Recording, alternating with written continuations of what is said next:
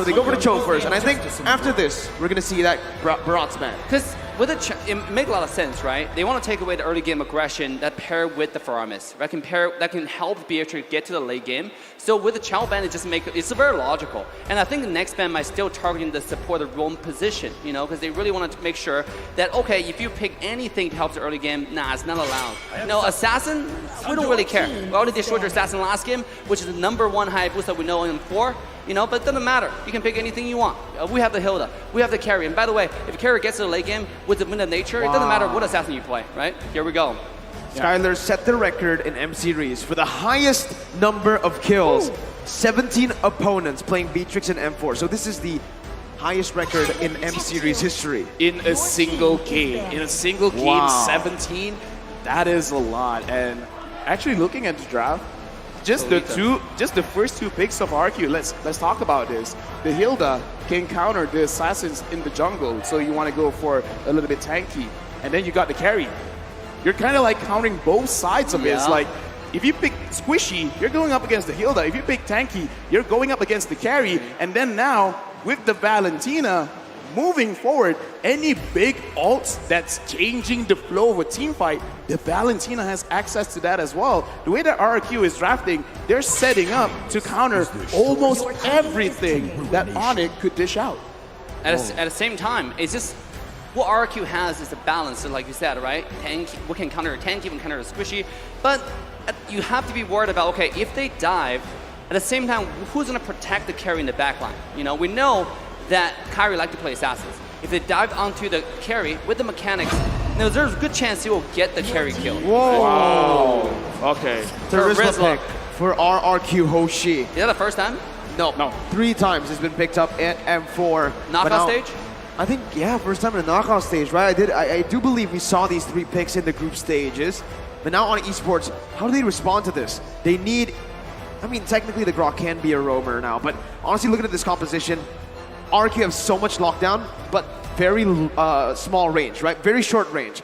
Onic Esports needs to either outrange them or play the long game. They need to be able to maneuver around RRQ. They need to be able to bait out a lot of these abilities. Something mobile. Maybe for a roamer, they can pick something like a Diggy. Maybe if they want to get out from the lockdown. We see Ling. I don't like it, but honestly, even Faramis could be a roamer. But I hear Jawhead. Is that Jawhead? Yes, they're picking up the Jawhead, and they're picking up the Fanny. Okay. Let's talk about this because again, Faramis can indeed pull the Hilda around. So if they manipulate it enough, they could counter this kind of engage, but it's easier said than done. To pull it off, because again, you also have the Jawhead, so a lot of pulling around. It's high mechanics, but if they can pull off, I mean, come on, this is the World Championship, right? Yeah, it's going to be fun to watch for sure. Come on, it's Ling time. Yeah, it's Ling time. You know, the thing is, like, it's going to be hard, right? So like I said, and also with the Hilda, his job is not to really dive onto, right? He's more scout. You go to your jungle, find out where you are, and if you don't have that many people, you have someone who's isolated, that's when he'd go in and be annoying. Right? You find a lot of people just runs away and it's unkillable. Okay, so right now, like, okay, we see the box epic, but I'm just gonna say, during the group stages, talking to Coach Aldo, he said he actually wanted to pick up the Jawhead to fight against the Hilda, but the players were like, we're not that confident. Whatever happened between group stage and now in knockout stage, where Coach Aldo says Jawhead, and then they're like, you ask for Jawhead, you get the Jawhead. So this is one of their secret strats to go up against this high engaged kind of composition. Now I like the Jawhead. It's the first time showing up, right? Yeah, 4 debut overall, and that's so good because we like flexible draft. We see Moscow coming out and winning. Right? We see Luna Jungle coming out and winning. Jawhead coming out, this might just be a successful debut, ladies and gentlemen. As we walk into game 2, you can see the audience right here. This is a packed stadium today. It is, man. Indonesia versus Indonesia in Indonesia. It's bound to be packed. Even outside of the watch party, you can see all around. It's time. Ladies and gentlemen, let's walk into game 2. This is RRQ taking Onic. RRQ 1-0 in the lead. Now we gotta see, because again, we got a Fanny. Do we want to go in early, or do you want to play it a little bit safe? Because, oh, look at this. Vin, as well as Skylar, they're already scouting it out, but 3 members of Onic, they look prepared. very, very prepared, right? Oh my god. CW. They instead actually go to the gold lane. CW with low HP. Pops in that regeneration, but he's only gonna get all the way to a quarter. Keyboy forced to rotate up into that gold lane. Skylar is there, still able to clear out the waves. Now they might actually be looking for a dive here, but they need to be careful. Level 1, Keyboy just helping CW out. CW gets out, recalls away, shows respect. Oh my god, what aggressive early game from RRQ already. Just, you have the Fanny, okay? Alright, I'm gonna take the aggression to your home turret, right? I'm gonna go ahead and go into here we go. Keyboy doing a little bit of damage, throwing each other away. Oh, that's a lot of damage. Yeah. That's a lot. Oh my god. Okay, And now, okay, I'm looking at the minimap and looking at how Onic they're moving. Wherever Kyrie is, there's gonna be 2 other members there because again, they want to make sure we got to secure our ace. And looking off ace, Kyrie using an assassin emblem, high and dry. We got to see if he can actually isolate anyone to really have full potential of his emblem. I mean, it's gonna be towards like it's gonna be an early game where he finds isolated targets, right? Mid to late game is gonna be kind of hard, but at the same time, I think Kyrie as in mechanics and always look for the backline. Speaking of backline, here we go. Kyrie already with that purple buff, looking to go for a few kills early on. That's the main reason he went for the high and drive. Now it's going to be Sans who's going to be caught out. Albert finds him with a shield unity, and Clay picks up first blood in the mid lane. Unfortunately, but Clay took a little bit too much damage. And now RRQ, because again, this is a pretty tanky lineup. Looks like they're really trusting Skylar to dish out all the damage. Boots, he just wants to see what's going on around the turtle, but he's getting punished for it. Saw bro get smacked in the face. That's Terizla power for you in the early game, especially in lane. He knows he's going against a Grok, which is not going to be too much trouble. I mean, it's more peaceful just shoving the lane with each other. But Terizla is a tanker in a lot of ways, right? Because he's really good against clumsy fighters like Grok inside lane. Yeah, speaking of which, he even have a Fury Hammer, so a lot of penetration there already. And speaking of penetration, RQ is penetrating Kyrie's jungle. Oh, Kyrie didn't get it. He goes in for the cables there, is able to maneuver out. Sans with the Cold Altar just to provide a little bit more safety for his jungler. But this is what RRQ wants. Without the Hilda, mind you, they were able to steal the orange buff away. Jaw is so good in taking the go grab. Oh, Swing is so good. Kyrie. Still, wow, with the high and drive, not enough damage to actually burst Skylar down. Because Skylar, if I'm not mistaken, I saw his items, he already has the steel leg plate. So you need a little bit more than that. Plus, we got to remember, Kyrie has been harassed a little bit. Not having the orange buff is also something crazy. And Albert looks like, I want to go in. No, never mind. No, I'm going in. CW caught there. Shield Unity was able to get him down. Boy Sans to dive in under the tier 1. Keyboy can be caught in the power of the wilderness. And that's Bin who picks up another. Sans trying to find what he can, but it is all RRQ in the first 3 minutes. What a beautiful dive from RRQ topside, getting the ultimate, synchronizing the tower dive, and no one lost HP after that. I mean, that is crazy. Here we go. I don't know about this. Kyrie gonna be stunned up again. Kyrie! Still able to get out, but RRQ are gonna take everything in his jungle. Literally everything. The purple buff just spawned in. And Albert is going to be feasting on it. Has the retribution. Charge comes in by Boots. And in the back line, R7 is going to be able to jump onto CW. Onic Esports with the Cold Altars. Kyrie jumps in onto Albert. 1 HP. Kyrie with the cables. Not able to manage that just yet. CW, 1 HP. Does he get out? Does he get out? He does not. R7 picks him down. 2, 3 for 1. RRQ a little bit too aggressive there, diving into the blue side when Fanny already came up. LaFell, what just happened in that fight? So what just happened is RRQ, they want to establish their kingdom. They want to say, this part of the map is also ours. But Onic, they know exactly what's going to happen. And because even though the Jawhead is a roamer, has a lot of damage coming in from his passive, the smart missiles do a lot. So they kind of like not understand how much damage output, but now Kyrie's going after Skylar. Oh, here we go. Oh my god, that's a lot of damage. No, that's a misplay. Keyboy help Skylar out. Meanwhile, RRQ get the turtle down below. It's not looking good. Skylar outplayed that. Okay, true. Skylar outplayed that. True. Here we go.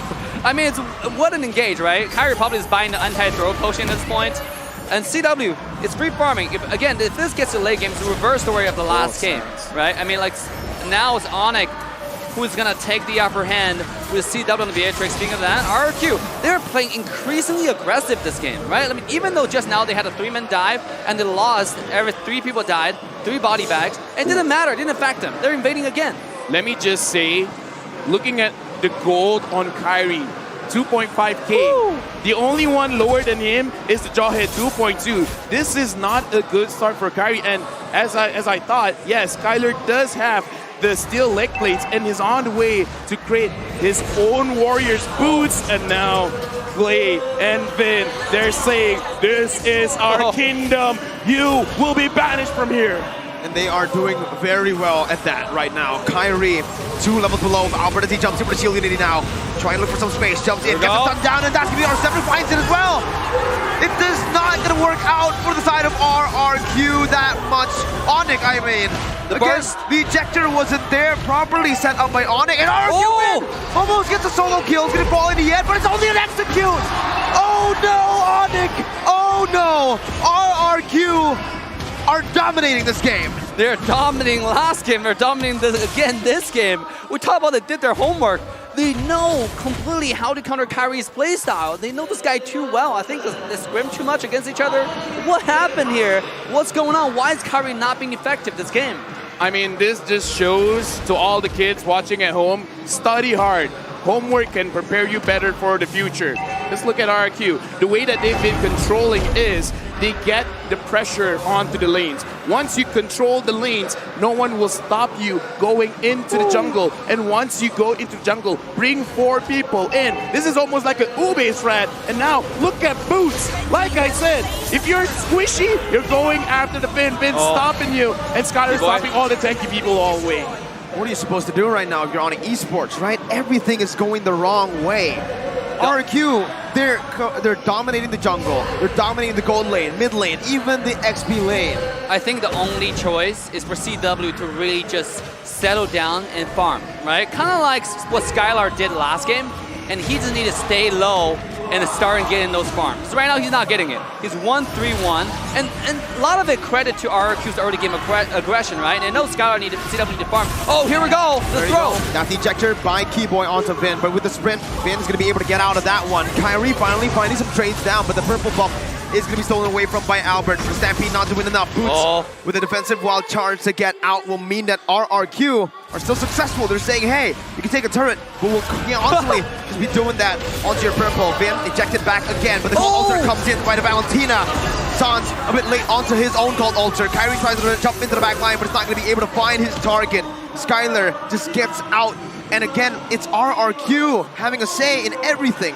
RRQ, the way that they fight is a front to back. So Onic has to find a way to come to the side. Oh my God. But look at this when Albert is just securing everything. Let's look at the difference. 4,200 for Kyrie. 5,800 for Albert. Woo. Look at the difference. 6,300 for Skylar. Not even 5,000 for CW. Look at the deficit here. And Vin, he's looking for more. Here we go. The Hilda, the ejector now with unstoppable force as well. That's going to the wild charge on the back line. Skylar is going to fall. CW's going to be able to pick up that kill. Picking up a double kill before the penalty zone comes in. A double kill for Albert as well. A triple kill for the utility jungler. What? He's a utility jungler, but he found 3 on the board with no Skylar. We all thought that Onic would win, but no. Albert is here as well. I mean, like I said, their front to back is really good. You got to come from the sides, and they were able to do that. But once they got down, it's like all of a sudden Albert's doing too much damage, and looks like CW is still not ready yet. And even though the Lord is secure, but it is just an elemental Lord. But I gotta say, CW found 2 kills last fight, right? I mean, that's gonna help his farm tremendously. This guy needs his items. Once he gets the item, if Albert goes in, he get 1 shot at possibly.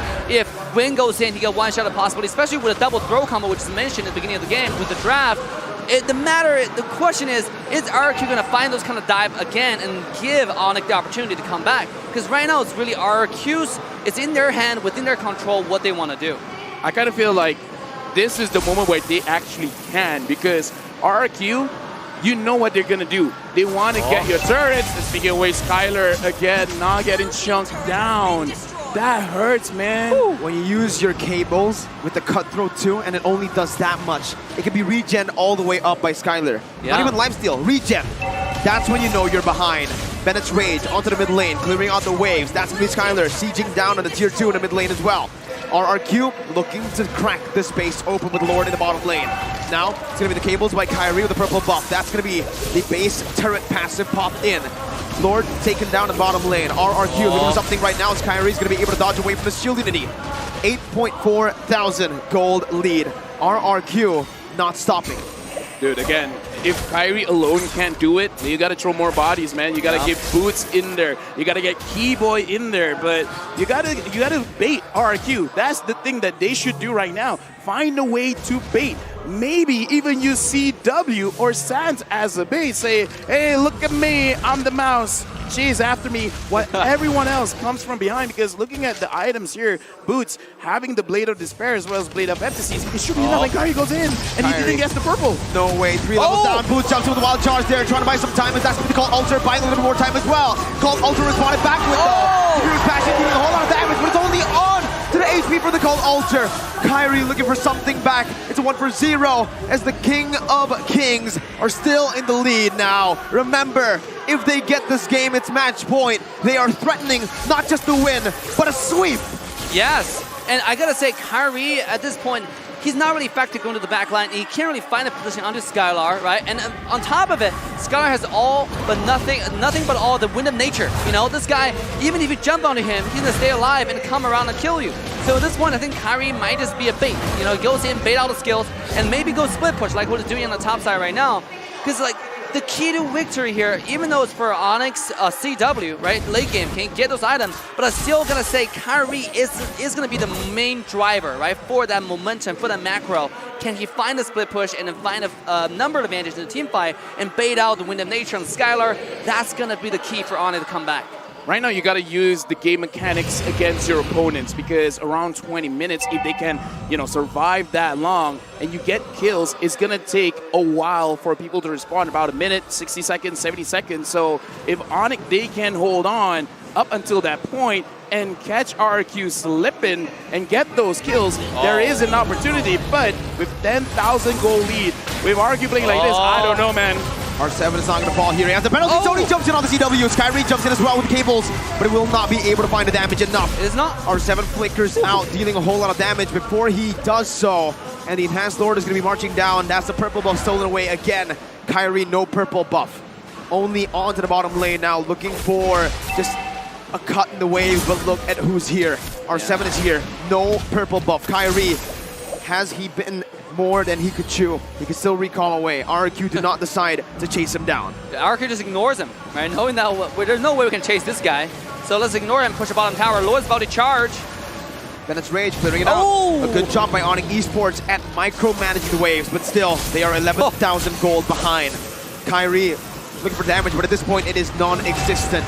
Sans has the Cult Ultra, Breach has the Wild Charge. That is the play that they need to make if they want to come back. As RRQ looks for more on the board, that's gonna be the wall, canceling Kyrie out, mid finds the kill onto Kyrie.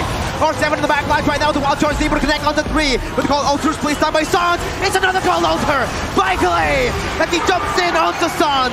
That's the passive from the carry, not dealing enough to take him down, but RRQ have cracked the base turret open. Dude, I was just about to say Kyrie was baiting out the skills, baiting out the ultimate from Wind, and next thing we know, he come back in. That was CC chain, yeah, boink, he was down. I mean, what does Onic need to do, LaFell?